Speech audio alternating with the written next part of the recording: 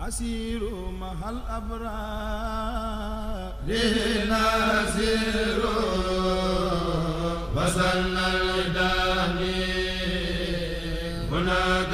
أسير أسير مع الأبرار لنسير وصلنا. mbokki Sénégal ñu ngi leen di nuyu.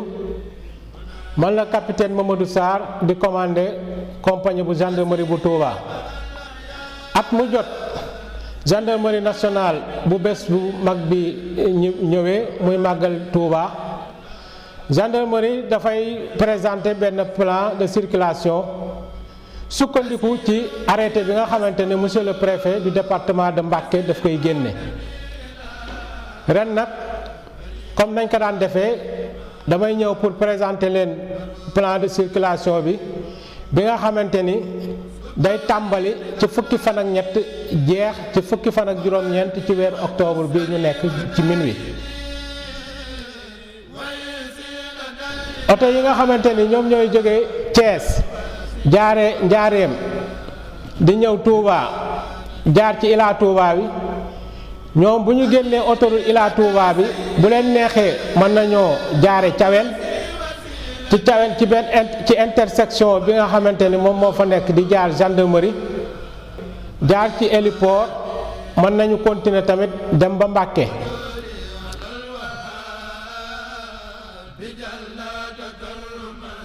bu leen neexee it mën nañoo jël tali bi continuer ba ca rond-point Touba Fall pour dem jaare Jannatu ñu koy wax tamit yoonu Ndiouga Kébé, wala bu leen neexee tamit mën nañoo wàccaat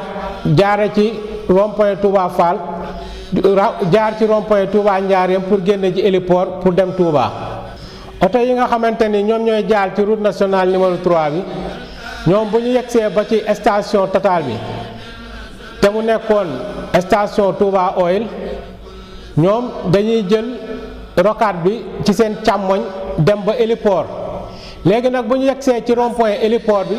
bu leen neexee dañuy continuer jël tali bi nga xamante ni moom moo jaar ci garage routière bu bees bu Mbacké bi, wala ñu jël seen càmmoñ pour jaare ji ci tali bi nga xam ne mooy jóge héliport pour dem rond-point Touba Fall ñu naan kaan rond-point Jannatu.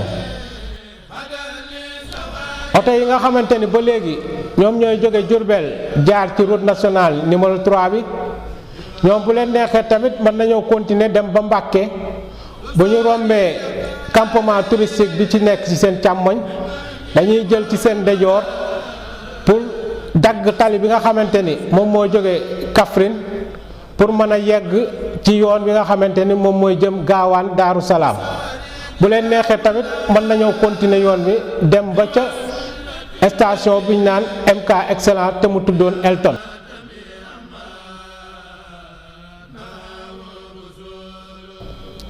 waaye fii liñ fiy wax mooy oto yi nga xamante ni ba léegi ñoom ñooy jógee Thiès di jaare Njaaréem ñoom mën nañoo jaar ren ci ñaari xàll yi nga xamante ni moom moo nekk Ngaabu. xàll yooyu dañ koy tëj muy oto yi nga xamante ni ñoom ñooy jóge Diourbel ak oto yi nga xamante ni ñoom ñooy jóge Mbacké.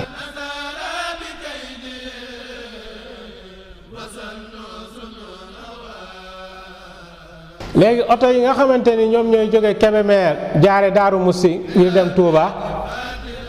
ñoom mën nañoo continuer directement pour jël yoon bi nga xamante ni moom mooy jaare garage Daaru Musti di jëm Daaru Xuddoos. bu ñu ñëwee ba ci li ñuy tuddee bassin Serigne Mourtada Mbacké dañ leen di jaarale ci seen càmmoñ pour ñu jël benn yoon boo xamante ni yoonu suuf la. oto yooyu ñoom ñooy génne ci yoonu Belel bi pour mën a jël corniche bi dem directement Touba.